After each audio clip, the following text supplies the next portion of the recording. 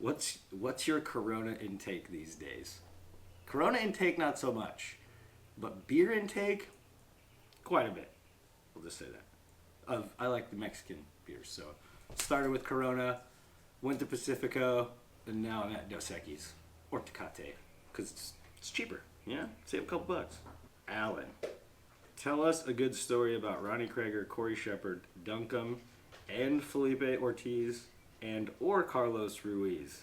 You are not allowed to swap Ortiz for the Ruiz. It's a tongue twister. Man, that's a lot of stories. I don't know how much time we have here.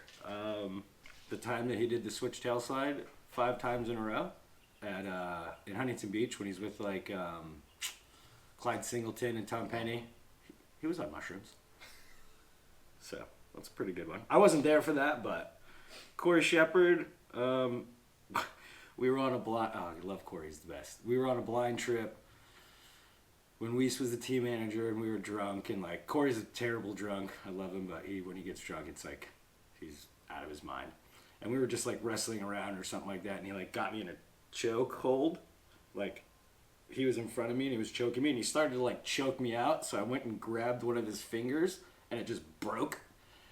And it was on camera, like you could. I think it was in a digital or something like that. But I broke his finger, and he was like, ugh, and then he like tries to swing at me, and like I dodged it. But that's Corey. That's a good one. And we've had some of the best games of skate I've ever. We've had like hour-long games of skate. He's the best. Duncombe, oh man, what a savage. He's a savage. All Australians are savage. But King of the Road when we won 2007 with Blind. Jake had pneumonia for like 3 days at the beginning of the trip.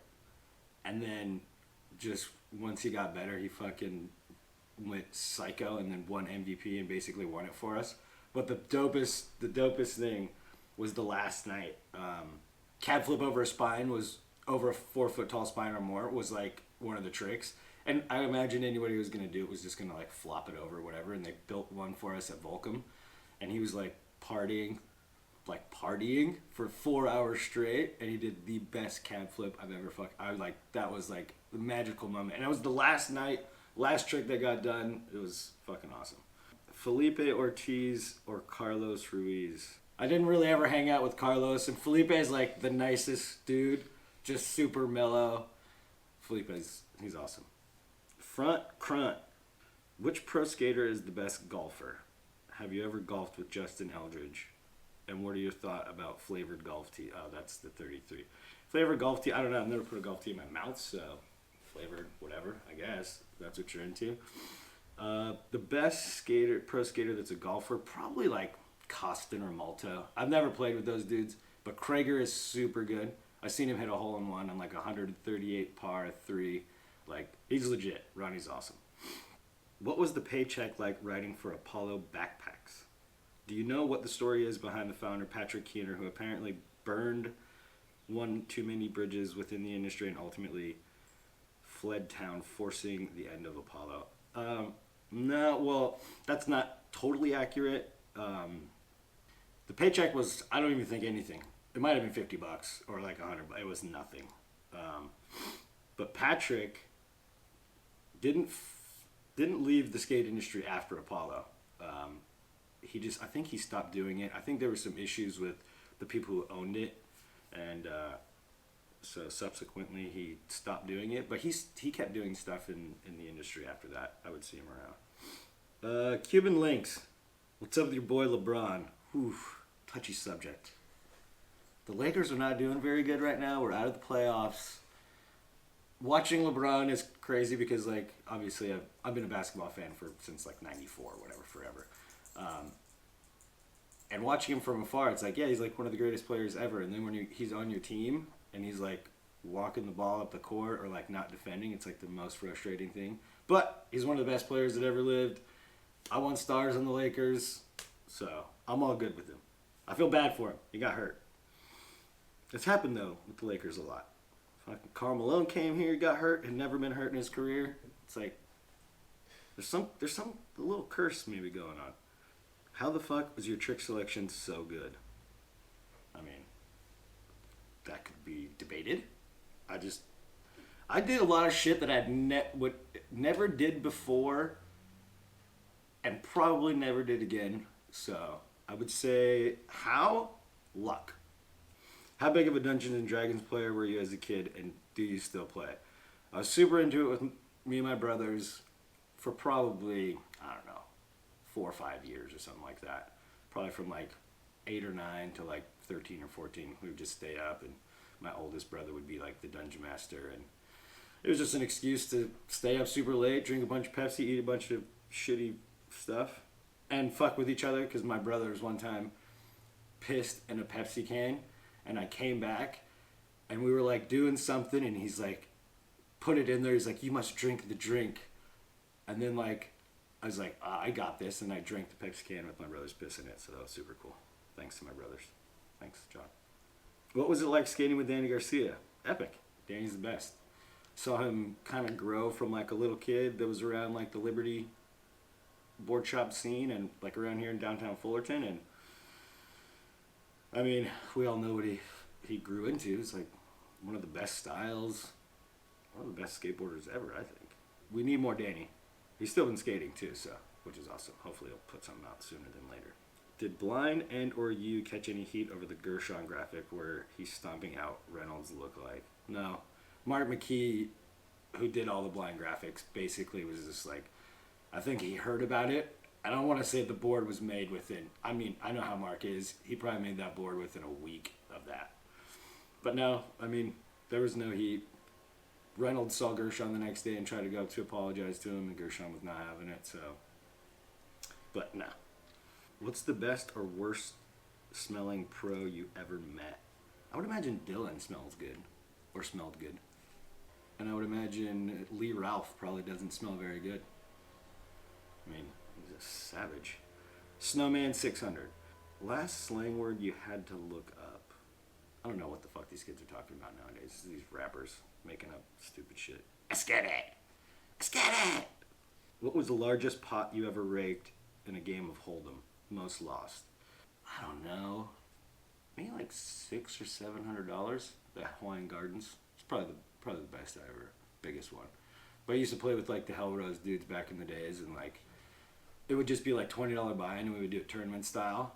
And like those are all my homies, like the Nuge, Lizard, Richie Belton, Jason Massey, Corey Shepard, Paul Opvatz, Justin Roy, DJ Chavez. All those dudes were like super awesome, and I had been playing poker a bit before them. And needless to say, for a year or two period, when I wasn't making the best money, they helped supply a lot of those Coronas. You know? Hey, it was just a game. Hey, administrator. If Slap had previously voted you the worst style of all time, and there was a Mount Rushmore of worst style guys, who would you share the mountain with? 3 others. You guys are just trying to get me in trouble. Oh man. There's some people that like I think have bad style, but they're like my friends, so I don't know if I'm gonna throw one out there that I think anybody on Slap can get with. Our boy Pine. Sorry, dude. You do tricks like they were back in the day. No flick. I love you though, Pine. Back in you, Jeff. Simon Woodstock style was crazy. So I'll put Simon on there. I'm trying to think of like a good one. I should just say like Gino, just so like people would fucking lose their shit. But would never say Gino. Gino's the best. We all know. We all know that one. The one I want to say is fucked up. I mean, I personally didn't like his style, but he was a friend of mine. Jaya Bondurov, rest in peace. It's fucked up. I know. I'm sorry. His style's kind of gross. What is a memorable celebrity encounter you've had? Well, Ben Harper took me to Pau Gasol's NBA All-Star party. So I got to meet Pau Gasol, and then we were in there, and I was just chopping it up with Brett and John Barry. Brett Barry, former slam dunk champion. And then after that, I forget how we were talking, but he was like, hey, hit me up. I'll send you a bunch of, like, game-worn shorts. And I was like, what? So I got a box of, like, Lakers, Oklahoma City Thunder, but they're, like, giant. They're for, like, basketball players. So, like, one pair fit me, and I kept them. But I had Brett Barry's phone or number in my phone. He sent me some shorts. It was pretty awesome. Of all of the dudes you have shared time with in the van, who has the worst farts? This is fucking easy. Chris Haslam. So stinky. And he doesn't care about letting him out. Haslam, this stinky man. And he loves farts, dude. It's like fart jokes. Thanks, Hate. Those were good questions. Goku, do you know if you can track down the raw audio file of the DJ mix that was in blind section in round 2? That was actually Socrates Leal, like the famous filmer Sock. That's his brother, DJ Marino Leal. But he did that specifically for us. So it was like, I think they were already songs, but he like mixed them all together, like the scratching and all the thing in between, like all the transitions. Yeah, that was pretty awesome. Marino, he was tight.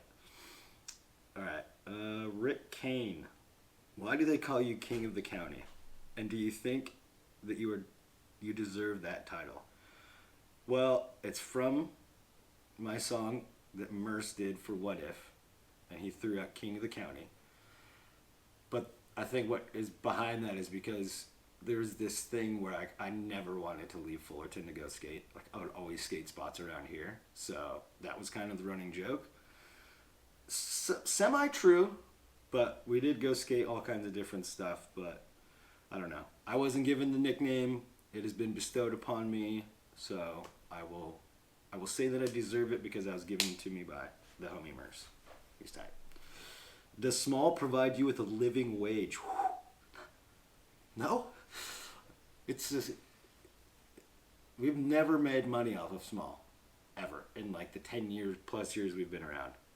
And Aaron, who's my partner, is the one who's helped run everything. And so no, we've never gotten anything. Maybe a dinner here, dinner there, but yeah, no. But we are going to get into a new distribution soon, so maybe we'll make some money someday. It's not about making money, though. I just wanted to make a cool company with my friends. Why don't you, Krager, and Gershon have a board company together? We have enough board companies. All right? We have enough. I love those guys. Those are my guys. And it's not easy to make a board company. I worked at Dwendo for 8 years. There's no margins in hard goods. Same with wheels. People don't make money off that shit, man. Unless you're at FA and you sell shirts for like $50 or something crazy. Shree flip? Guess that's it. Have you made thick in the warm? Maybe this would be the term that I don't know. I'm going to have to look up what thick in the warm is. Joust Ostrich. Favorite board graphic of yours? Pretty easy. The Lakers one, me sitting next to Jack Nicholson, by far my favorite. So good that they did it 3 times. When the Lakers won championship in 2008 against Celtics, and then the next year when they won against Orlando. And we changed the jersey color of whoever they were beating, so. Favorite board graphic not yours? Man, that's a tough one. I love the fucked up Blind Kids. Like the original ones when that shit came out, like that was the best. Blind was my favorite company. Guy was my favorite skater of all time, so easy. Fucked up Blind Kids. Most regrettable sponsor you had? Apollo Backpacks? No, I'm just joking. I wouldn't say I regretted any sponsor. Like if I was down, I was down. I mean, I rode for Grind King back in the day, but they were cool. Probably the easiest one I could pick was Power Shoes or Power Footwear. But at the time, it was like I wasn't making shit for money on skateboarding, and they wanted to give me a check, send me on trips. They gave me a colorway, which I made some decent royalties on. So if I want to say most regrettable, but not regrettable because it helped me pay the bills, Power Footwear, Power Shoes. I should bring out my pro model that never got made. There it is. JC, Craig, in there. I didn't want it to have a toe cap though, because they didn't have no one really had seamless toe caps, and I really wanted it to have a seamless toe cap and have this like not come down. But the dude, when he went to like make the sample, he just was like, "Oh, it looks weird with no toe cap," so he just put a toe cap on it. But yeah, power, right there. Power footwear. Peep it. Can't believe there's a skate shit like that. That was probably not even that puffy at that time. It was like 2006 or 7. Jansport. This is a good one. Why did Dwindle drop you and replace you with that kook Eric Clovell? Makes Dwindle look worse than it already is. I don't know the guy, so I can't say if he's a kook or not. But the reason that they let me go is basically just that they couldn't afford my position anymore. They have brand managers for each brand, so they just felt like they didn't need a team manager anymore or couldn't afford to have a team manager, which I understand. And to be honest with you, Bod and those guys were like really cool about it. He didn't want to do it. It was a tough thing for him, but they did me super, super solid. They gave me like a really, really good severance package, which they didn't have to do. So they didn't just kick me out and, leave me with nothing. Like, they really took care of me, and I loved my time there. It was good. I worked with all my friends, and it was definitely like an interesting thing. I wasn't happy because I felt like I was helping make progress with some of the brands, like, but I don't know about this Eric dude. I've heard stories, but that's not me saying anything. So I don't know. If Eric sees this, I don't know you. Good luck with sending people boards. That's the other thing. Like, I knew the board so well because I had helped develop a lot of the technologies and stuff like that. And, like, I knew people's shapes exactly, and I knew exactly what it was. And for the most part, it was pretty good. Like, I would get the dudes exactly what they want. Specific mold, specific shape, specific concave, all that stuff. And I've heard that this dude has messed up a couple times, but it's understandable because there's so much variables that you could send, and I don't know, shipping budget is not good.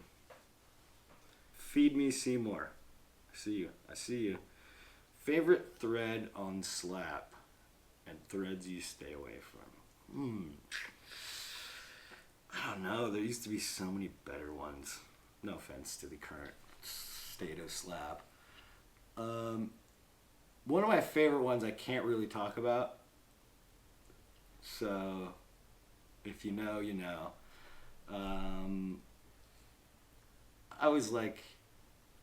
I like when people like talk about meeting pros and stuff like that. I think those are interesting. They're funny. And then like the industry ones where people are talking about like certain people in the industry or things that go on, like how much money, and like it's so funny because sometimes I want to like chime in and be like, "You guys don't know what you're talking about." But then I go, you know what? It's better if I don't, because then the people are just gonna go back and forth. I don't know. I've actually been on Slap more lately, so maybe I'll start chiming in. Threads I stay away from. I don't stay away from them. I mean, I don't comment that much anymore anyway. But I definitely won't out some, like, I mean, obviously so much stuff comes out on Slap that it happens. Like people changing teams, people starting companies and stuff like that. And I know a majority of it, but I'm not going to go confirm or deny it. Like, there's no point for me to do that. Any good, bad stories of running into the law? I mean, I think it's funny because, like, if you approach a police, like, if he sees that it's a grown-ass man, and if he's coming to tell you to do something that you know you're not supposed to be doing, if you just approach him in a nice way and, hey, sorry, sir, totally get it, I know you're doing your job, they're usually really cool. If you're like a dick and you fucking tell him, fuck you, then yeah, of course, you're going to have unpleasant experiences. So I've never really had too many unpleasant experiences. You occasionally get that one cop who comes in real hot and you're like, all right, this dude has a point to prove. But for the most part, everything's been good. I will say one of the best experiences I did have with some police officers was on King of the Road when we went with Enjoy. We got that. But like, it was in Albuquerque, New Mexico, and we went to this spot that had a rail, and we jumped the fence. Obviously, it was a school, and then the cop like came up, and Zach Wallen was still trying a trick, and we were chilling inside and like not really doing anything. And we have a generator. It's like in the middle of the night. Like, it's a total bust. Obviously, we're not being subtle about it, but like, Zach gets the trick. We come out. The cop was like super cool. He's like, okay, yeah. Because I mean, I guess there's worse shit going on in Albuquerque, New Mexico. So he's like, yeah, no problem. Then we got him to do a trust fall off of his cop car, so we got points for that. Like, it was super sick. So then we go to this other rail, that kid Enzo did, kickflip front 50 and then dropped onto another board. So we get there, we're looking at the rail, and I see like, it looks like maybe a security or something like that, but the dude rolls up and it's a cop. And he was like, so you guys are just on the other side of town, huh? I'm like, yeah. And he's like, all right, cool. Well, I'm going to watch you guys eat shit a couple times and then take off, so have fun. And it was just super cool. So, like, the Albuquerque Police Department, kudos. You guys are killing it. Point and click. Cliff, I've tried to message the Small Whales Instagram a few times to try to get them sold in a shop that I buy for. Is there a direct email? I've looked on the website and I've never found one. We're in Canada. Well, we don't have Canadian distribution. Normally I would tell you to go there, but I mean, I'm pretty sure it's on there. It's just smallwheels@gmail.com. I'll tell my homie Aaron to look out for your thing. And we're gonna get to distribution soon, so if you buy from this certain distribution, you'll be able to get us. But thanks for supporting Small. Appreciate that. People who are supportive of our little brand, pun intended. Ciota, maybe? What was your first skateboard? If it wasn't a pro deck, what was your first pro deck? My first board that I ever had was my brother, the first boards that we rode on were like a friend's. He had a couple of them, and they were pretty busted up. So then when we like started getting into it, my brother was always very demanding of my mom. But we didn't have money, we were broke as fuck. So she went and got him like a Veriflex from Target. He skated it for like a week, was not having it. He was like, this thing sucks, I'm over it, complained to my mom. And then so I got the Veriflex, so that was my first board. And then first pro board was a hand-me-down from my oldest brother. It was a Rob Roscott with pink and black tiger stripe grip tape on top. The one with the arm coming out. It's before a lot of your times, but it's one of the most iconic graphics ever. Barf the Mog. Also ask him if he's concerned with the weed killer chemicals found in major beer brands and organic beer. I mean, yeah, I've heard of this, but it's like, yeah, there's shit in everything that's not good for you. Doesn't mean I don't like beer. I love me a beer. 10. Jonas? Maybe it's Jonas. Maybe that's what it is. I'm going to go with Jonas. Wait, how about a good skate-related sex story? Like, maybe you met them on tour or something? Have you ever been checked for sleep apnea? This guy must be like talking to my wife. Because, yeah, I've never been checked for sleep apnea, but as a matter of fact, last night she woke me up in the middle of the night and said, stop fucking snoring. Happens all the time. I feel bad for her. Skate-related sex story? I mean, yeah, one of the first girls I ever hooked up with was on tour. We were at a demo. I forget where it was. Maybe in like outside of Chicago or something. And she was just like, I was signing autographs for some kids, and she was just like, "Hey, here's my number," you know. Like, I was like, "Oh." And I when I looked at her, I was like, "She doesn't seem like a kid." Like, and then like I ended up hitting her up, and she came, and she was like super hot, like older than me. I was like, "Oh," but yeah, not many hookups on tours. JanSport, what board brands do you fuck with now that you're no longer a part of Dwindle? I mean, I haven't bought a board in forever because I don't have to. And I got so used to the specific shape and concave from my Dwindle boards that it's like 775 double impact, which they don't even make anymore, but it's full carbon fiber top and then the circular discs on the bottom, and like a super flat mold. And it's just like what I grew up riding. So I rode a 775. Oh, how long? No, you know what? 31.6. So it's a little bit longer. It has a little bit longer of a wheelbase than I used to ride. I rode like the same board for 10 years. And then one day I was like 7.6, 31.3, super flat. And then one day I got a box that was 7.6, 31.6. and it just had a little bit longer wheelbase, and I like loved it. It worked for heel flips real good, and I was like, oh, this is. And then I rode that shape for another 10 years or 8 years or something like that, and then I recently, like maybe 2 years ago, went from 7.6 to 7.75, but it's the same shape. So, and then same shape, just a little bit wider. I know I'm holding on to like the past, people. I'm sorry.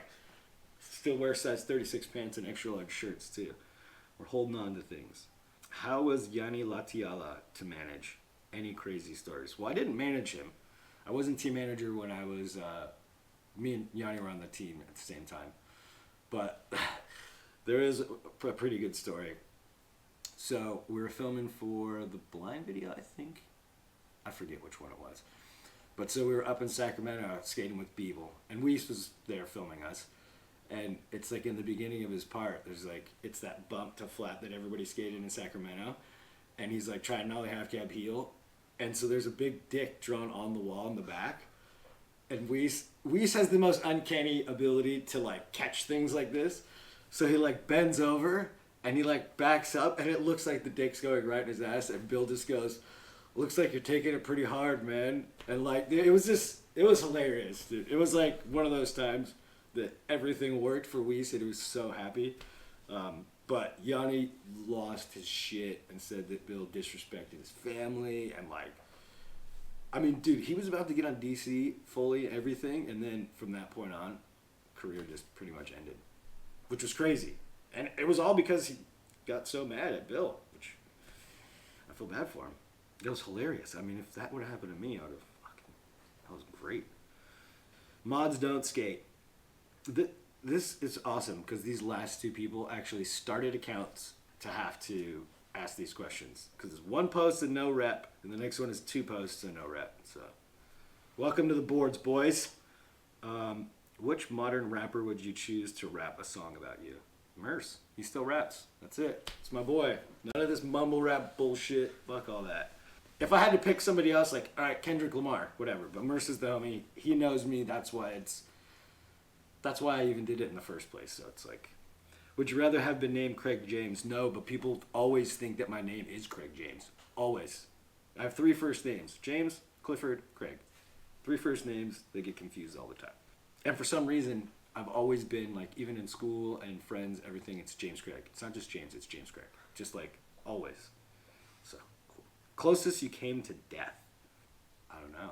Not very close at all. Not close enough for me to even recall, so I've been lucky. Probably right now is the closest I've come to death, because I'm getting closer to death. So, this is it. Doing the Slap Pals questions is the closest I've ever been to death. Chris Gentrified, who won? Holler. Oh, there's a lot of questions here. Would you rather have sex with 1 duck the size of a horse or 10 horses the size of a duck? I'm going for the duck. 1 hole. Would you hold a tarantula for money, and if so, how much? I mean, I know that they're not poisonous, but I have somewhat of I don't like spiders. $500 and above? I'm not going to try to milk it. Do you have any stories of Gershon? Have you seen him recently in his transition to Shirgan? I haven't seen Gershon in a while. I lived with him for 3 years, which people probably don't know, but he's a different type of cat. Definitely thought completely different than me. But we were like super good friends. We skated a bunch. He's like seriously one of the best skateboarders I've ever seen in my life. Like, tranny, like, and he wouldn't wax shit. Which I think is funny, because now, like, on his Instagram, he's, like, sponsored by some wax thing, and he's promoting waxing, which is totally different than he used to be. No, not too many stories. I mean, the Reynolds story is obviously very entertaining. We did mushrooms for, like, I don't know, I did mushrooms for, like, a week and a half straight, and he did it for, like, 2.5 weeks straight. That was an interesting time. Skated, and he was ripping. I don't even remember, like, what the fuck I was doing. But it was interesting. Do you have a Phelps story? I don't really have a Phelps story, but every time I saw him, he was always like, James Craig, Liberty Board, Evan Shufflebund. Like, he would just he knew the references that I never would have expected him to, like, know. And he was that dude. You know what, he used to do like, people knew him for this because, I had done contests and stuff like that. We were in Lisbon, Portugal for like a Damn Am. There was an independent best trick contest, and so it was Phelps's contest. So he was giving out the cash and shit like that. So he had like 1,000 euros, and he's like doing his thing and whatever, and like gives out like a couple hundred, and then just is like, fuck it, and just walks away. But I had heard he had done this before, and then he just comes up on like $800 or whatever. So he's done it before, but whatever. That was Phelps. He was doing shit his way. Much love, respect, rest in peace, Jake. Jonas, again, what are a few of your fave skate shoes? I don't know. It's been a long run. I could go through some eras of shoes. Back in the day, cut half cabs were awesome. The factory used to be here in Orange, so you could go and get the blems for like $20 to be like just barely something wrong with them. So that was awesome. Chukka boots, I love Chukka boots. Next era, the SLBs with the sock liner, I loved those, dude. Those things were awesome. Shout out Team BK, used to flow me for those. And the first Muska shoe on S was actually really sick. I liked them. They were tech. And then, going to like the Circa days, the 201, the classic one that everyone skated. And now, currently, my favorite shoe that I've skated in, it's the only shoe that I liked, and they don't make it anymore, is the Costin one, the Nikes. They're like, it's exactly what I want, dude. Like, no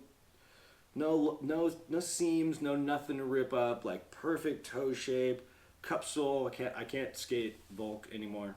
I just can't. But dude, the Costin ones, those are my favorite, and they don't make them anymore, so I gotta figure out something else. White country singer. How was the transition from pro to working man? It wasn't that hard. Strangely enough, like a long time ago when we went to Australia, it was like, someone remembered this, but I was like, this is like 2004. I was like, yeah, I want to be a team manager. Like, I felt like I had the personality for it. You get to go do all the same things as the skaters, but you don't really have to like be the attraction, which is like awesome. And then just like, I don't know, I like taking care of people, I like making people happy. So the transition wasn't hard. It was interesting. I'm just like working with my friends in a different capacity. And then from the corporate side of it, I thought it was interesting because I like really nerded out on like how things were made and like logistics and all this stuff. So it was interesting to me to see how all that worked. And Dwindle actually does really good because they do drop ships like directly from China to different countries. So it's like you don't have to deal with it coming here and shipping there and being expensive. And but it wasn't hard. I don't really feel like I've had a normal job. And now that I'm like, I help represent skaters, it's like being a team manager, but just on a personal level and helping dudes to get what they deserve. So it hasn't been hard. Favorite slap quote and or Photoshop? Oh man, the old shit used to be insane. The barrel ones are funny. I'm gonna say it. They're funny. It's fucking hilarious. How did you manage to get the small team? Honestly, your whole team is amazing. Well, thank you. We started with me and Austin and Danny, obviously like all my friends, and then we just kind of like hit people up. Like Suchu was a random one. I was up there with Jeff Landy, and this was like, I had known Mark, like who he was because of the internet. Like when he was like Bones and Powell and like Hard Flip Back Tails and the little beanie and stuff. And I think he was getting Bones at the time, and Jeff Landy was like, hey dude, you should swoop this kid up. He's gonna be something. And I was like, I knew who he was. I was like, oh, you think? And the best thing about our team is like, we've slowly gotten a lot of different people. Aaron Brown has been a big part of getting dudes. Obviously, me working for Dwindle, it's like Eunice comes and stays at my house, so yeah, he wants to skate for it. Morgan Smith, same thing. But like some of our Australian dudes, like Josh Powell and Dean and those dudes, Dean Palmer, they were hooked up from this dude Sparks, who's like good friends with Austin and helps with the distribution that we had down there in Australia. So it's always been like our distributors, and then Aaron will like reach out and find someone. Like Harrington was just a random one that Aaron ended up making happen. And the best thing about it is all the dudes who are currently on the team like people have tried to steal them like 100%, and they're just down. And we've never paid anybody. People are just down for the cause. So it's super awesome to have dudes like that are just down for it. So it's been awesome. And I think it's just like, we try to make stuff that we think that they'll like, you know, and stuff that we like and make the brand cool. And they've stayed around. A couple guys have left, but that's fine. Oski. I know, he's the best, dude. And Eunice gives him shit every time he sees him. So does Harrington, because they're on Polar together. So he sees them all the time, and they give him shit. So it's super funny. Gay. Of course. See, one of my favorite... I must say, this guy's always has good questions. Did you ever call yourself a Casperholic? No. Did a part of you ever wish a bunch of kids labeled themselves Craigaholics? No. Josh was a wild man. He was crazy. Like, we would go on tour, and he would get boxes and boxes of shit sent in, like giant Osiris posters, and like he would sign it Joshua David Casper, list out all of his sponsors, and like a little quote, roll it up, like we're driving in the van, and he's doing this, and then he would have like 50 or 100 rolled up and rubber band, so the kids would come up to him and he would just hand them one, and it's like, dude, the whole point of an autograph is for like the interaction of it, like. You get to talk to them, instead he just like hands it to him. And Casper used to love to try to like end the demo. He would always like try to get all the kids around to like the biggest obstacle and like 360 flip or whatever. Like, dude, he would shower, and then like he would come out of the shower, and instead of having like a normal towel, he would have like a hand towel wrapped around him, and then he would sit on the bed for like 3 or 4 hours before he put his clothes on. We're like, dude, what are you doing? He's just, he was a different cat, man. He was a different cat. When he started getting into religion, he had like 2 different versions of the Bible and was like reading both of them and comparing them. He was a wild guy. Poor Alice. Was that frontside 360 heel flip planned, or what was the story behind that? That's not a trick you see very often, even to this day, and I wanted to know what the thought process was behind it. Is there indeed a story? If you had learned it shortly before filming, etc., it just seems so wild, especially for that time. Well, I'll answer this first. Well, it was inspired by PJ Ladd. PJ's Wonderful Horrible Life, one of my favorite videos. And then, I think, man, did I see that before What If came out? I don't know. Anyway, I was always loved frontside heels. I love frontside 360s. And that spot was like super hard to skate. Like, I tried some tricks on it before. It's like the bump to sidewalk. And then I remember one day randomly I like flung one out, and then I was like, oh, I think that's possible. So I ended up trying for like 4 hours, and then, dude, it seriously got to the point, I went there probably 12 or 13 different days. It would just get to the point where, and I would spend hours each time, like thousands and thousands and thousands of tries. And like it would just be the spot where we would like, okay, let's go there, and then I wouldn't even all it. I would just start flinging out frontside 360 heel flips. And I knew I wanted to do it, and then one day it just fucking all came together, and I got lucky. And so there was no plan behind it. I liked that trick. It seemed like it fit that spot well, and I got super lucky. I mean, I landed it wearing like a Lakers jersey, which like I didn't used to really skate in Lakers jerseys too much, but I was just a random day where I think whenever like in that era, whenever there was like nothing to really go do or no one had a spot to skate or anything like that, and I would just look at Aaron and be like, 360 heel flip? Like, all right, let's give it another shot. But thousands and thousands and thousands of tries. Like, I couldn't even tell you how many. It was insane. But Aaron was a trooper and stuck it out with me. Failing all that, could you just share some anecdote about filming for What If? I mean, for me at the time, it was like, we didn't really have projects to film for, because before that was before Weiss became the brand manager. We were going to do a project with, it was like Gideon Choi, Gershon, myself, Krager, and Evan Shufflebein was on at the time, Massimo Cavadoni. So, and we didn't have a brand manager at the time, so it was like all of us trying to like be like, hey, we should do a video, and then and I mean board sales and stuff are through the roof, so like it wasn't like a big thing like we have to have a video out. And then when Weiss came on, a lot of dudes ended up kind of getting chopped, And then we kind of just started, he was like, hey, I want to do a video. But we had been filming for so long that we already had a lot of the footage. So it ended up being like a lot of the stuff that we would have used for that went to What If. So for me, filming in any capacity, it's like you have to do it every day. Even if you don't want to. Even if you don't have a project, just go film. Like, and when stuff comes up, then you have stuff, and then you don't have to stress about it either, where you're like, oh God, I got to get like 2 minutes of footage, and I have like, I don't know how people do it nowadays. I mean, I'm not consistent, so this shit would take me forever. Like, rarely would get tricks first try or whatever. Did you have to pay for all those Coronas shown in your part? Well, the Hell Rose dudes helped pay for some of those Coronas after playing a little Hold'em, but yeah. And then people would, I mean, I had like the skate house, so it was like everyone was over at my house, everyone was drinking, smoking mad weed, doing all that shit. Also, worst style, fuck that. Hey, I didn't say it, y'all did. When I first got on the boards too, it was funny because I first started going on when I was recovering from knee surgery. And it was just like, I thought it was fucking hilarious because people would like make fun of my arms. And it's shit that I actually think about myself. Like, I don't think my shit is tight. So when I saw that, I thought it was fucking hilarious. Some people get all sensitive about it. Like, if you can't take a joke, get off the boards, bro. Monkey McPop. How did you get your dogs? Well, Jack, who's over there, it's a good story. So Eunice was in town staying at my house, and we went to this spot in Roland Heights, which is, 20 or 30 minutes from here. And we were like at this park where there's like this ledge over a gap.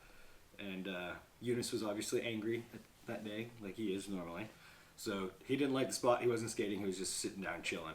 And this older Asian guy comes up. And there's like all kinds of people doing Tai Chi in the park. And there's like a lot of people around. It wasn't just like random. So that spot's right next to the bathroom. So this dude's like walking up, and Eunice is like sitting right next to like where the bathrooms are.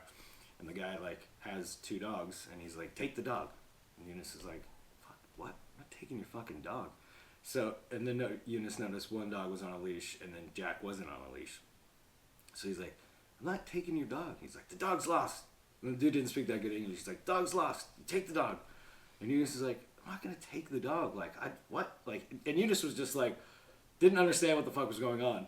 And then so Jack came over and like just sat next to him. And then Eunice is like, all right, I'll take the dog. You're a bad fucking person. And the guy's like, you're a bad fucking person too. And just walked away. Like, it was the most weird interaction. And I was sitting there watching it happen. I was like, what is going on? But so, and then Eunice was here for like another month. And he was going to try to take him back to Belgium. But like, it's just such a process. And even when we were leaving the spot, he's like, should I take the dog? And I'm like, I didn't really want him to be honest with you. Because, I mean, I'm not against dogs, but I wasn't really like a dog lover. But then he was like, ended up keeping it. And it was crazy because a couple days after that, it was super gnarly storms, like flooding, and it was super cold. So the little guy might not have made it. But Eunice kept him for like a month. And then he just became me and my lady's dog. And best mistake that could have happened. So that made us become dog lovers, obviously. Changed my whole perception of animals. And then Charles, who's passed out on the couch right here, passed out whack. He was lurking around my wife's work for a couple weeks, and there was a bunch of these dogs. She worked in like Chino. It was just like these open fields, and I think one of the dudes who worked there was like feeding them and stuff like that. And then one day she was like, "Can I bring him home?" And I was like, "Yeah." And then Jack wasn't neutered, and he wasn't neutered either, so they like would fight in the beginning, and then we chopped both their balls off at the same time, and they're the best buds. Sir Charles, named after Charles Barkley. It's my wife's favorite basketball player. The round mound to rebound, and he's a little chubby too. What's up, Charles? And Jack Lewis Daniels. So Eunice named him Jack Daniels, and I was like, this was a little while after Lewis Marnell passed, and I was like, dude, just name him Lewis. And he's like, no, and I'm like, well, I'm keeping him. His name is Jack Lewis Daniels. So those are my guys. Favorite slap pal and why? See, I know like older ones. Like, I like Mexican Spaniard just because he's like, he can be a little bitter. And then like, I ended up talking to him like on Facebook and stuff like that. He's just super funny. I like Gay, obviously. He's like one of the funnier, wittier dudes on there.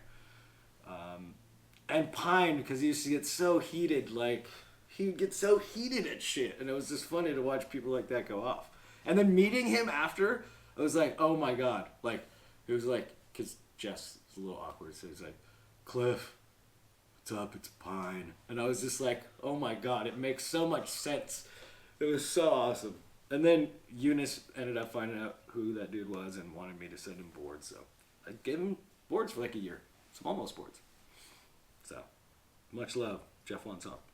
Growing up skating with Heath, tell us a young Heath story. I mean, I grew up, he skated with Ronnie a lot, and then when we started skating, Heath didn't really come around that much. I remember one time we were at like my homie's house, my homie Rick, who used to live right up the street. We used to skate Fullerton High School all the time. And we were like hiding in the house from Heath and Ronnie. And then like, we were just like, no dude, we're not gonna skate with these dudes today, like whatever. And then fucking Ronnie somehow like broke into like my friend's house. And my friend lost it. He's like, you fucking broke into my house. And Ronnie was like all sketch, but he was just fucking around. So it was pretty funny. But tell us the time you saw Heath on the freeway. So like I've known Heath forever, obviously. And this was probably, I don't know, 10 years ago, maybe 8. So I was coming back from Costa Mesa. I might have even been taking boards to like Danny Sarazini because he lived right there in Costa Mesa. And so like getting on the 55 freeway, and there's like the light right before you get on, like it turns into the 55. And like I'm like chilling, and I like look over, and I see this black cop car, and like I was like, is that Heath? And he looked over and he like saw me, and the light turned green, and he fucking floored it like 100+ miles an hour, just gone. And I was like, oh, okay, see you later, bud. He's hilarious. He's awesome, man. Every time I see him, it's a good time. Brink, you savage. Good seeing you in Tampa, bud. It's good seeing you too. Share with us the worst corporate dark man shit that you have ever witnessed while working within the core industry without violating any NDAs and getting yourself into trouble, of course. Well, I still work in the industry, and I work with everyone, Brink, so I can't really get into that dark man shit. It's not as bad as everybody thinks. At least not where I've worked. Like, everyone's pretty open and honest. It's interesting sometimes to see, like, what people want. I mean, like, I've heard, like, yeah, like, we need someone on the team. Like, we need a black dude from America. Like, very specific. And I get it. Like, yeah, you're tapping into a different culture, whatever, but it doesn't work like that. They have to, like, be a part of the crew, and, like, they have to organically come up and be friends. And it's like, that's why a lot of the dudes that are on Almost right now, it's like, it happened organically. Like, you know, Yuri skated for Blind, but him and Eunice became so tight. And then, you know, when Yuri wanted to do the switch over, he came to me, and I was like, yeah, this makes sense. Like, these dudes skate together, they like each other, let's put them on the team. And it's the same with Fran, and now Max Geronzi. So we helped kind of, like, I was always talking with Luis, like, dude, you want to build something that's like a family, because then it's like, the guys want to travel together, they already do it organically, they get along, you can see that in video, you can see that in, you know, even when they travel, when they tour, if they get along, I think it's just better. So this isn't like Darkman shit, but I got kicked off Bones via email with like the most generic email of all time. And I know it was because of Jared Lucas, but Rob Washburn was the dude who had to send it, and it was just like, I was like, really? But I always thank Jared, because that's what made me start small. So thanks, Jared. You're the best. How do you feel about blind art direction? I'm talking about the Reaper and everything. I mean, despite being an iconic and a visual timestamp of the era, I always found them kind of gross. Never got one because of that. Well, I mean, when the original Reaper came out, I kind of backed it. There was like a time when, like before the Reaper had really become something, where they did these boards like with chicks and fucking chainsaws, and like they had skirts on and shit. It was just like, it was sick. But like, I thought the Old Bony Bastard was tight. I liked the original Reaper. The only thing I didn't like was how far they went with it. It became the whole identity of the company. That's, if anything, if I could have any criticism, that's the only thing I would say. And it's, you know, it's, I think it's just really hard to have a brand that has a clear direction for 20 years. It makes it really difficult to do. When I was working there, it was pretty tough. But I mean, graphics are graphics. I like simple stuff. Some people like fucking FA or whatever, you know. Some of the stuff does it for people, some doesn't. Christopher Lamb. Why are you so amazing, Clifford? Well, thank you. I appreciate that. Just a regular guy. Just a regular dude. I remember you came to Calgary, Alberta, Canada with circa early 2000s, and to this day I admire you for your skating, even though you were limping because of your knee. I was skating with a torn ACL, but thank you, I appreciate that. That was like one of the craziest demos I ever did. It was like with Jamie and all those dudes, and it was like at the height of like circa Muska Jamie. Dude, there was like 4,000 or 5,000 people. We signed autographs for like 6 hours. It was insane. Like, and I mean, Jamie's the same way too. We would stay until everyone got their shit signed. It was like, dude, if you're willing to come out and like support us, yeah, of course we're gonna stay. To this day, I never saw anyone with manual skills like you. Well, I appreciate that. I think, you know what? I think I've learned manual varial heels, I think, at this demo. I'd never done it before. But I was just doing that stuff to like, because I couldn't skate big shit. You know what I mean? Like my knee was fucked. It was popping out of place all the time. I had like a fucking knee brace on and stuff. When was the last time you skated with Danny Garcia? It's been, I don't know, maybe a little more than a year, something like that. I see him every once in a while, but sometimes we just have different schedules, and I haven't been able to skate lately because my knee's fucked. And but yeah, he's been skating. He's been ripping.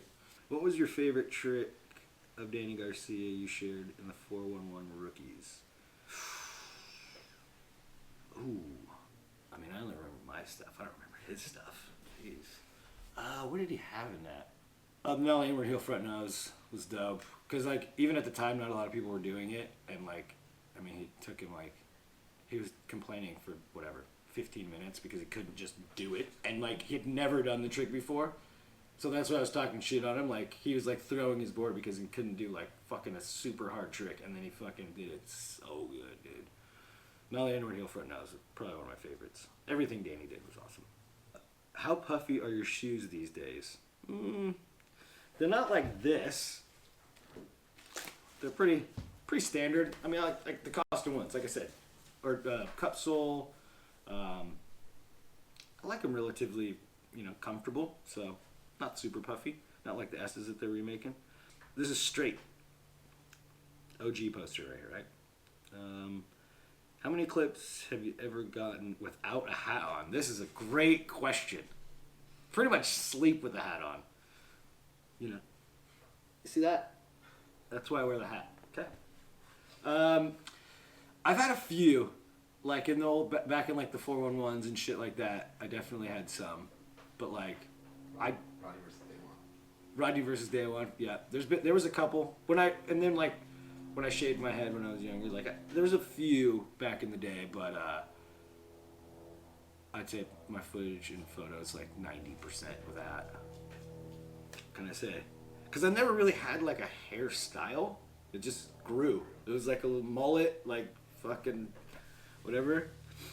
Pants over the tongue, under the tongue, both now and then.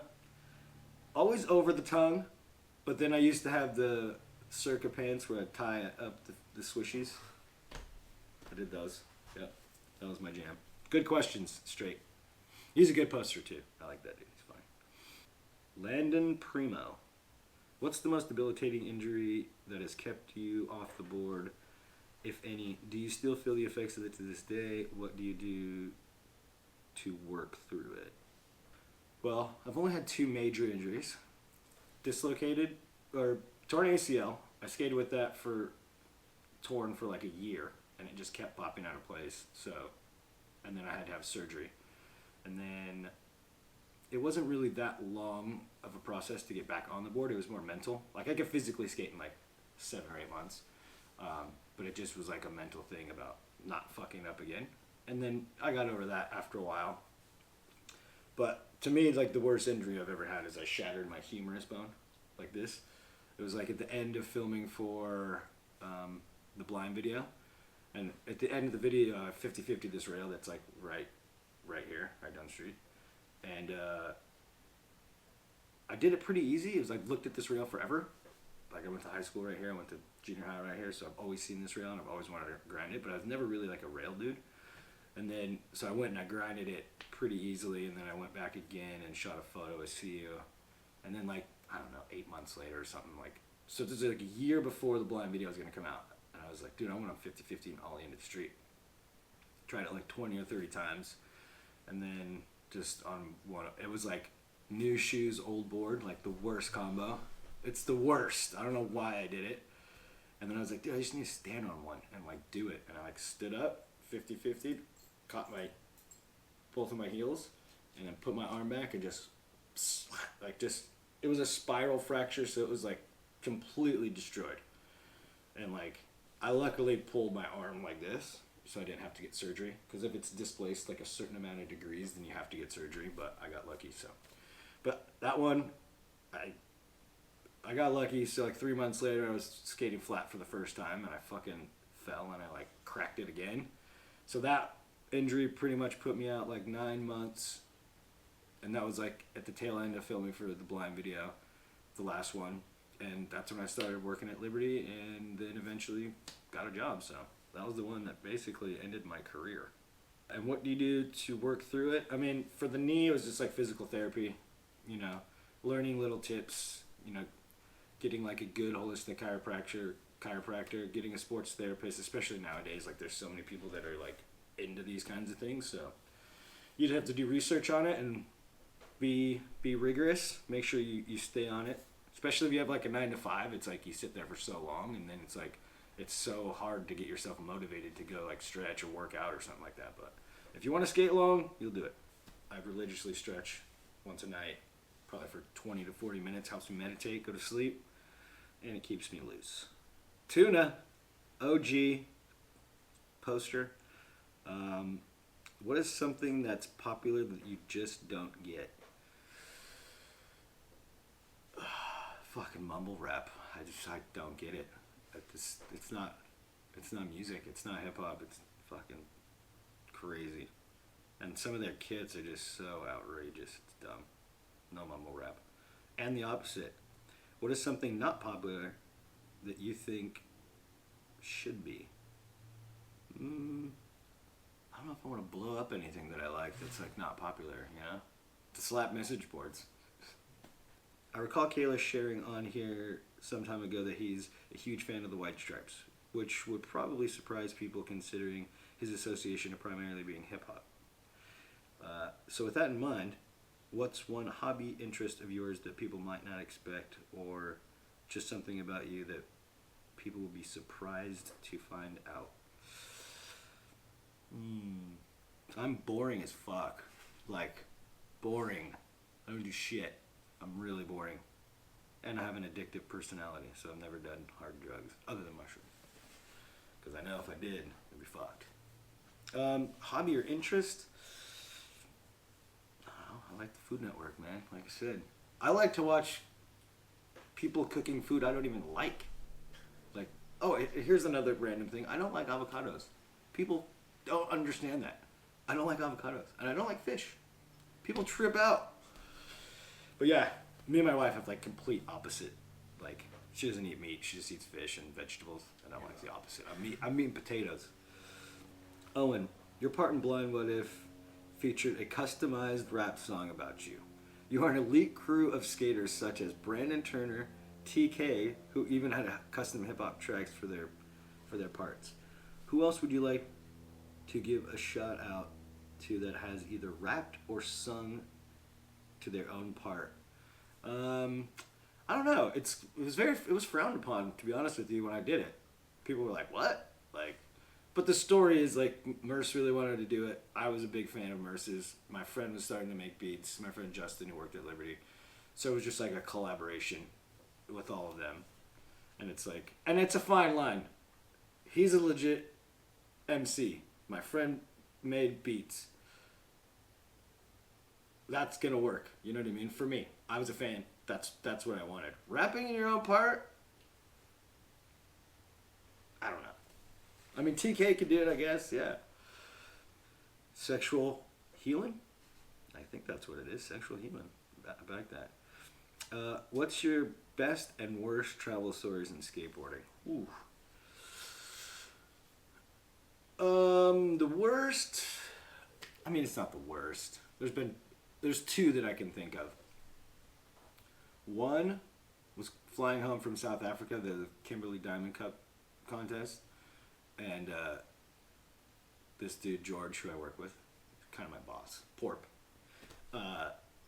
He got me a flight that was like, it took me 40 hours to get home. Like, it was like Johannesburg, or Kimberley to Johannesburg, Johannesburg to Amsterdam, Amsterdam to Seattle, Seattle to LA. And there was like a 10-hour layover in Johannesburg, like a 7-hour layover in Amsterdam. It was the longest one. So that one was pretty brutal, but I'm thankful to be able to have people pay for me to go places, so that's fine. But the worst one that I can remember was when I was TMing for Blind, and TMing for Dwindle. We did this big Dwindle tour. It was like, East Coast and Canada.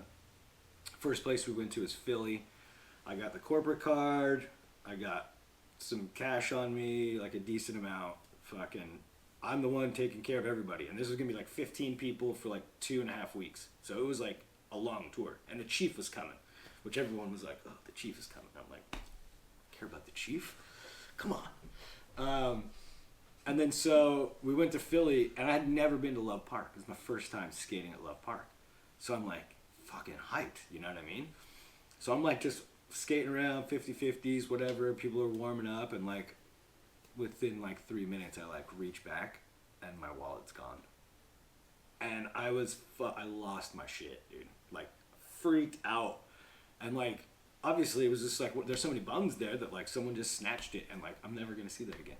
So like, it ended up working out, but that was like one of the times where I was like, I've blown it. I've fucking blown it. I'm supposed to take care of that. I can't pay for this whole thing. Like, it was a nightmare. But we ended up working it out. Best travel experience? Fuck, I've had too many. Trips to Australia were amazing. Barcelona is amazing.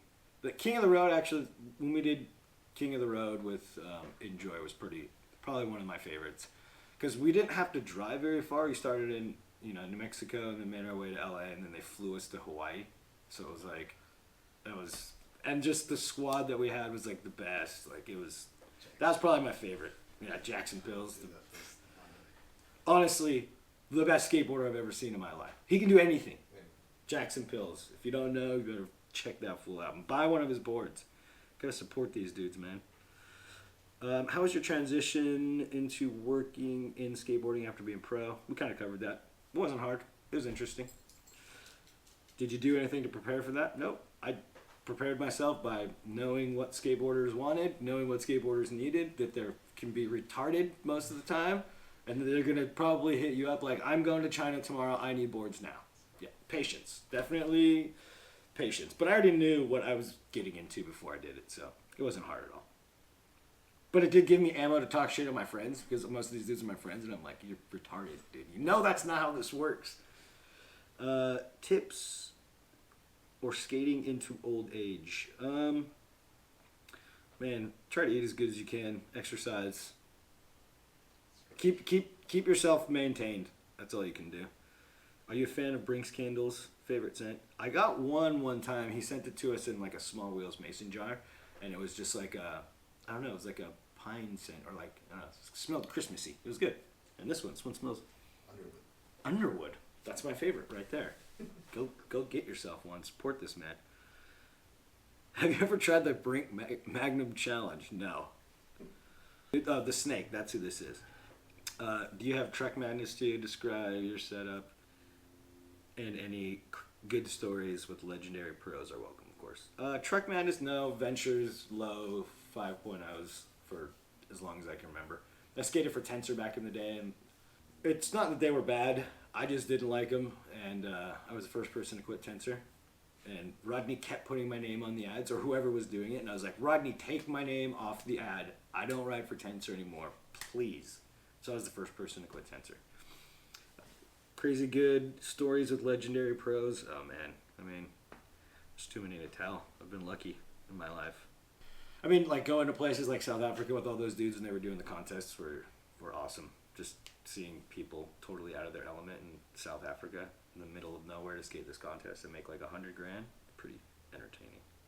And the most entertaining stories are, some of them are incriminating to my friends. So I won't ask you to name the worst teammate online, but what was the strangest ad, oddest fit, or good/bad to see them go? Squad hopping Markovic, one hit Ruiz, the bearded lady. That's, I'm guessing they're saying Felipe Ortiz. Carlos Ruiz, we asked us all if we wanted him on the team, and we were like, dude, this dude doesn't know how to skate. Like, that's just, we can't. No one said yes, and Bill just put him on anyway. And I felt bad for that kid, because Bill would only take him to, like, those spots.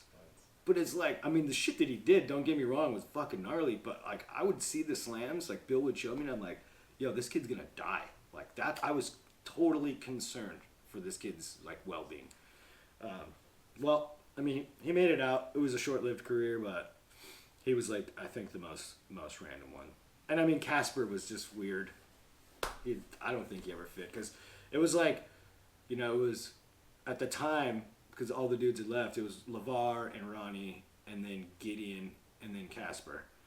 And, I mean, LeVar, Ronnie, Gideon, and then Casper. Just totally didn't fit, but whatever. He did some crazy shit. So those are the two kind of random ones.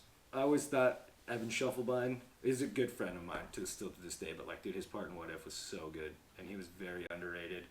And I think, I mean, he did shit. He was ahead of his time. Like, nollie back 180, switch front 5-0, switch 180 out in the middle. Like, yeah, switch front 5-0, switch front threes. Like, dude, he was so good. So I wish that he would have got to stay on and do his thing, but whatever. He has a super good job working at Vans now, so he's killing it. Yeah, he's awesome. Also, I've hated Shaq ever since he chose to go to the Lakers. Are you an Orlando fan? Do you like the Magic? It just seemed predictable and lame. Whatever. Shaq is the man. I love Shaq. It's hilarious. TNT with him and Charles? Dude, it's fucking the best. I back it. Do whatever you gotta do, Shaq. And he did open a chicken spot in Vegas that I want to go to. It looks super good. I love chicken. Friendly Dave, how do you feel about Nollie Smith grinds? Don't do them. No one's ever made it look good. It just doesn't work. Who had the best part in Chump on this? Ooh. I guess you'd say my favorite part, because it's like, I like seeing all the like filmers and photographers. Like, I loved Ativa's part and Ty. You know what I mean? But like, I mean, Jamie's part was fucking amazing, because the song and the whole thing, like, him and Costin, like, but I'm going to go with Atiba. That's my favorite part, because you just didn't know what these dudes were doing. Merge. Back in the day, did you ever skate another company's product aside from your sponsors? Since there's almost constant coverage now, I assume that it would be easier to get away with back in the day when there was no instant social media stuff. I never really did, to be honest with you. It's like the stuff that I skated for, I believed in, and yeah, I never really skated other shit. I mean, I liked the blind boards were good. Like, when I first got on, it was Prime Wood, which was the best. And then when they switched to the China stuff, which they got a lot of flack for, but turns out it's the best business decision they've ever made, because they get it for cheaper, and everybody else is making them over there anyway, and barebacks in Mexico. So it's like, if we could have kept it all here, it would have been awesome. It just, I mean, that's just how the economy works. You buy it for so much, you can only sell it for so much. You're not going to make any money on it. The wheel game, trust me, I know how it is. It's tough. But yeah, no, I never really did that. Do you eat a certain way or do yoga or something? I mean, I try to. I'm definitely not perfect. I like to hit the whole food salad bar. You know, I expanded as the older I got. I used to like not fuck with like greens and spinach and all that shit, but I love it now. If you're smart, you can get a good whole food salad for like $6 and I can get some vegetables in you. And then, like I said earlier, stretching, it's like super important. I do it every night. It helps. And just like little exercises, sit-ups, push-ups, toe raises, whatever. All right, concerned parent. Any good Mark McKee stories? Graphics that you guys may have worked on together that never made it. And favorite graphic I ever had. Obviously, favorite graphic I ever had, the Lakers Jack Nicholson board. This one, right here. That, Chris Gentrified. This is coming to you, dude. I'll sign it. I don't know if that devalues it, but I'll sign it, just in case. That's my favorite board, obviously. Mark is a strange dude. I worked with him at Dwindle for like 8 years, and I mean, he's just like a different cat. He's somewhat of a loner, but we would go to lunch with him every once in a while, and he was super funny. He's just had definitely a different mind and thought things differently. He was a little sinister. But there is one graphic that I wanted to do that never got made, and it was towards the end of my career when I was working at Dwindle. I had been working there as team manager for a couple years or whatever, and then Bill had been talking about like taking away my board, and I was like, yeah, dude, I totally get it. Give my spot to somebody else. It's all good. I'm not tripping at all. I didn't think I deserved it anymore anyway, so fucking yeah, kick me off. Then I have a couple boards in the next catalog, and then it was kind of like this thing back and forth for like a year or two, where it's like, yeah, we're gonna have to take your board away soon, and then they would just make more boards of me and stuff like that. And then finally I went to lunch with Mark one day, and I was like, dude, I just want to be done with this. Like, my skateboard career is over. This is the death of my skateboard career. I was like, I want to just put out a graphic, like a knife like stabbed me in the Laker jersey, and I'm laying down and like whatever. I was at lunch with Mark and Luis Cruz and Eric Willem, who does the Almost graphics, and we were like laughing about it, and it was funny. And then so we go back, and I swear 3 days later, Mark was like, hey, I got the graphic, it's done, here. And I was like, what? And it looked super sick. I was like super hyped on it. But I guess Bill got wind of it, and he thought it was like personal, like saying he stabbed me or killed me. I don't know what it was, but it was like the death of my skateboard career. It was what I wanted it to symbolize, and Bill got kind of offended, and so that graphic never got made. So instead we made my last board, which was game over, and it's me at the Laker game, passed out, beers all gone or whatever. But I wish we would have done the other one because I thought it was super sick. And Mark does the best graphics. I don't care what anybody says. How much did you get paid for the 20 Basic Trick Series? That's interesting. $1,500 on top of what I was getting paid. So yeah, $1,500 wasn't too bad. I mean, it took a few hours. It was pretty easy. The voiceover took longer. And what was the last tech deck you bought? I might have bought one of mine like when they first came out way back in the day, but I haven't bought one in 20 years. Those tech deck checks were nice.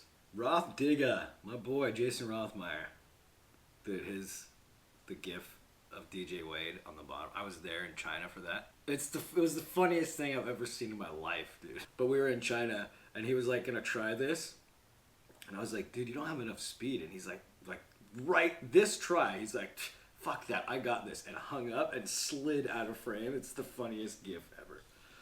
This is amazing. This is someone who really knows me. Your leg length to torso ratio is one of the most dramatic in skateboarding. Longest legs, shortest torso. That enables you to backsmith waist-high flat bars. Anyone else in skating have this physical anomaly that you've noticed? It's hard to tell, but I do have... This is where it really goes. That's it right there. My belly button's right here. It's a mini torso. I don't know. People have to have it, but it's so hard to tell these days with like how people dress.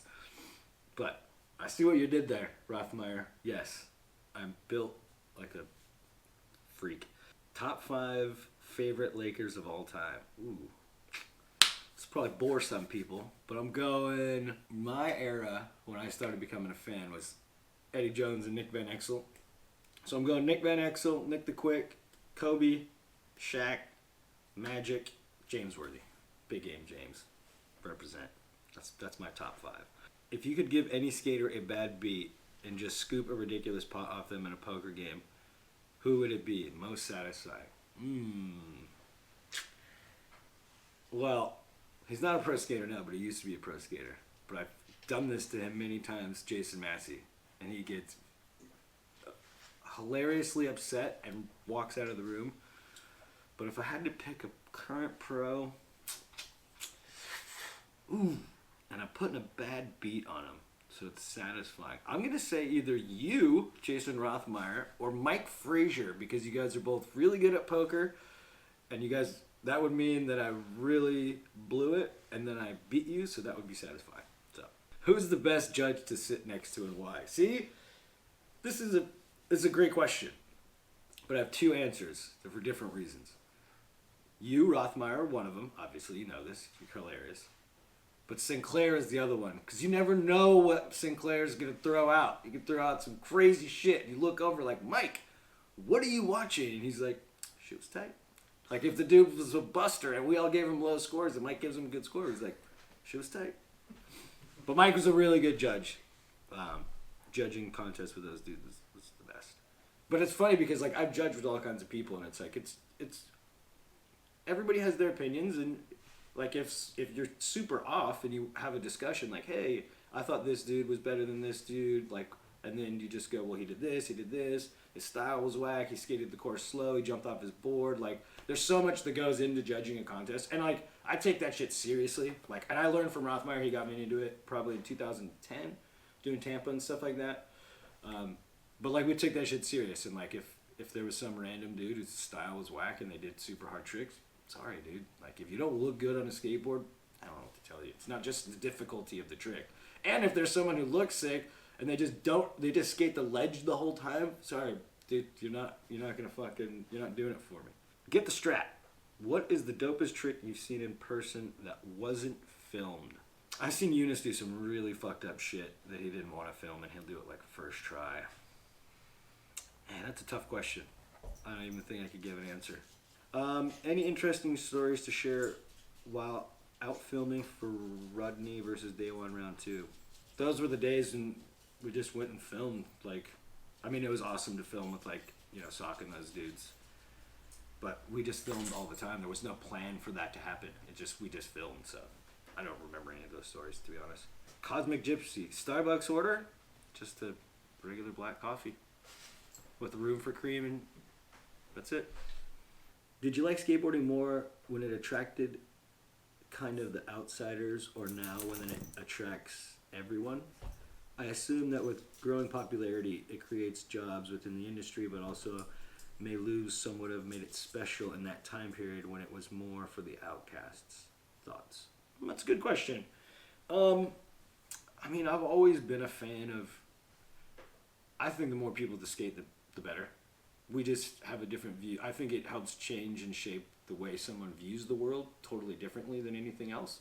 So I'm all more for, you know, people doing it. And obviously, like with the Olympics, it's like there's this big debate, but it's like it's not going to change skateboarding on a personal level for anybody. You know what I mean? Like, if you're a skateboarder, you like to skate, just because everybody else gets to see it doesn't mean shit. Or if there's like uniforms, or if Red Bull's a part, like, it doesn't change skateboarding for the person. It helps a lot more people see it, and in turn, I got a job because of it. So yeah, I'm down for that. And I get what he's kind of getting at is, you know, when I started skating in '89, and it was like, yeah, skate or die, like the whole thing. Like, people thought we were outcasts, you know. And at the time, I'm wearing like size 40 purple jeans, and I'm like this tall, and some yellow shoes and a fucking flat-billed hat. Yeah, it looks weird. But like, I understand that there was this precious time in skateboarding where the reason that I think this is because it wasn't so popular that people didn't know what we were doing was wrong. That's the only thing that I think was awesome back in the days. Like, people didn't know you were doing something wrong. Like, oh, you can't do that. Now everyone's like, oh, you can get sued. And it's just like, no, you can't actually. It's a hazard. It's on the hazardous sports list as far as I know of. But no, I think the more people, the better. I like it. From Jack, Charles, and myself, Cliff, thank you guys for your questions. And I'll be chiming in on the page if you have any other ones that I didn't get to. So, thanks for your time, bros. Hope I didn't bore you. Goodbye, Charles.